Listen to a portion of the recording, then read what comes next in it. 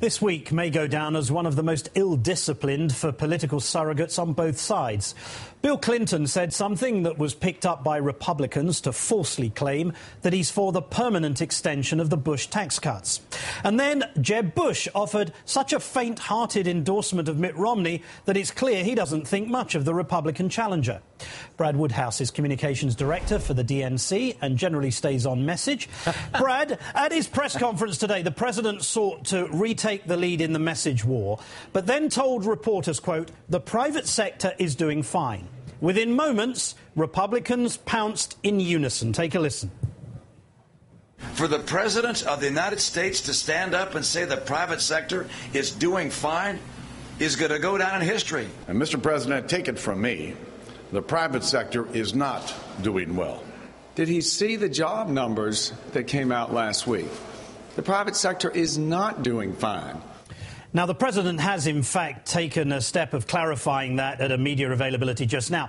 But do you, Brad, not envy the kind of military discipline of Republicans? The word goes out from Boehner and Cantor and everyone falls in line.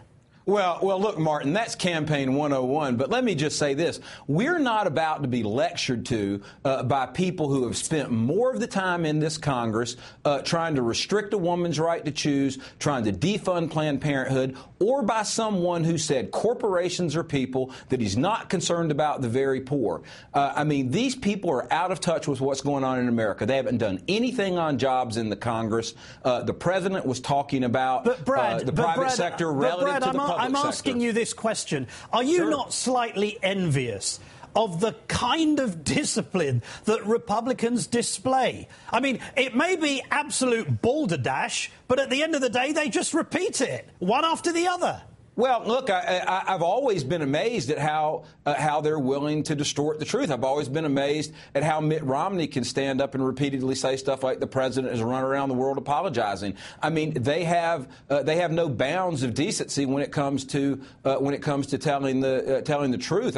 I wouldn't say I'm envious. It's a little, but they are, they do have message discipline. I would say that, when we get an opportunity, I think we show that we can take advantage of it. But I mean, this is kind of ridiculous. The president always qualifies his remarks about the economy by saying that we need to do more. And the truth is, this Republican Congress needs to do more. Indeed. Today's the president's responded to the suggestion that the White House has been leaking classified information in order to boost his prospects for the next election. Just take a listen first, Brad.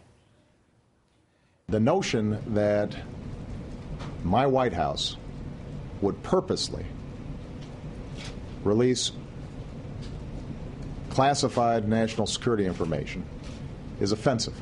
And we're dealing with issues that can touch on the safety and security of the American people, our families, or our military personnel, or our allies. And so we don't play with that. Brad, I don't know the president personally, but I imagine he was seething inside because he's a very measured man. He said that these are issues of national security, war and peace, and that people's lives may be endangered. This is just a load of nonsense, isn't it? It absolutely is a load of nonsense. I wouldn't begin to express it any better than the president did. It's absolutely ludicrous for anyone to suggest that this White House, that this administration would play politics with classified information, with people's lives, with the lives of our military, our intelligence officers.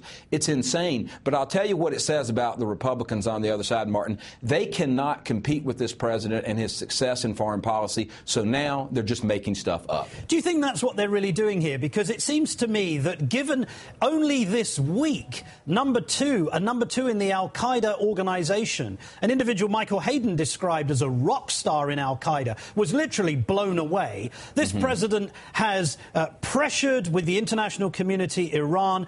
He's supported the uprising in the Middle East and in Libya and so on.